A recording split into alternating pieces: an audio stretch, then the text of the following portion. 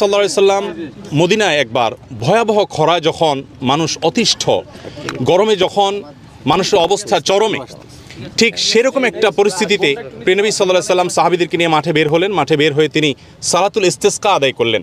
আমরা একজন মুসলিম হিসাবে প্রিয়নবী সাল্লাল্লাহু আলাইহি সাল্লামের সে আমলটাকে আমরা অনুসরণ করার চেষ্টা করেছি মাত্র। বাংলাদেশে বিভিন্ন জায়গায় ওলামা ইকরাম সালাতুল ইস্তিসকা পড়েন, শুধু আমরা আজকে নতুন করে পড়েছি এমন নয়, অনেকেই সালাতুল ইস্তিসকা পড়েন। আমি সংবাদ পেয়েছি গতকালকে উত্তরাতেও এক জায়গায় সালাতুল ইস্তিসকা হয়েছে। তো এই সালাতুল ইস্তিসকা প্রিয়নবী সাল্লাল্লাহু আলাইহি সাল্লাম পড়েছেন। আল্লাহ রাব্বুল আলামিন এরপরে মদিনাতে অনেক বৃষ্টি দিয়েছেন এবং সেই বৃষ্টিতে এমন একটা পর্যায়ে চলে গিয়েছিল যে ঘর বাড়িগুলো পর্যন্ত ডুবার অবস্থা। তখন নবী সাল্লাল্লাহু আলাইহি ওয়াসাল্লাম আবার আল্লাহর কাছে দোয়া করলেন, আল্লাহ আমাদেরকে উপকারী বৃষ্টি দান করুন, আমাদের জনপদের ভেতরে প্লাবন হয় সেরকম বৃষ্টি নয়। আল্লাহ তাআলা তারপর বৃষ্টি থামালেন এবং পাহাড়ে পর্বতে মরুভূমিতে বৃষ্টি দিলেন।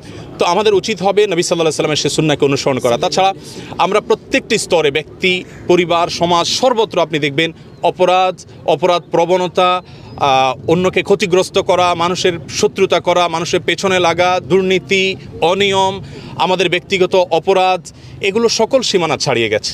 আমাদের উচিত আল্লাহর দিকে ফিরে আসা, আমাদের উচিত তওবা করা, আমাদের উচিত ইস্তেগফার করা, আমাদের উচিত আত্মজিজ্ঞাসা করা, আমাদের উচিত আল্লাহ রাব্বুল কাছে ফিরে আসা।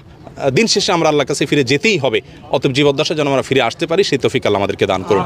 আমরা আজকে এখানে এসেছি শুধুমাত্র আমাদের এই প্রিয় স্বদেশের প্রতি আল্লাহ যেন রহম করেন, আমাদের মাতৃভূমির প্রতি যেন আল্লাহ তাআলা অনুগ্রহ করেন এবং গরমের দাবদাহে মানুষ তো বটেই, আমাদের পশু পাখি প্রাণীগুলো পর্যন্ত পিপাসায় তারা কিন্তু আজ ভয়াবহ একটা অবস্থা পার করছে এবং প্রাণোষ্ঠাগত।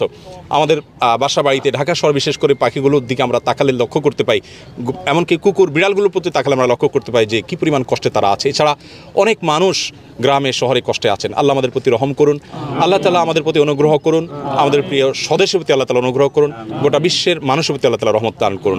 আমরা শুধুমাত্র এই দোয়ার জন্য এখানে এসেছি এবং এই দোয়াটা একজন মুসলমান হিসাবে মুহাম্মদ সাল্লাল্লাহু আলাইহি ওয়াসাল্লাম আমাদের প্রিয় রাসূলের অনুসরণ করে আমরা শুধুমাত্র তার সুন্নাহকে অনুসরণ করেছি মাত্র।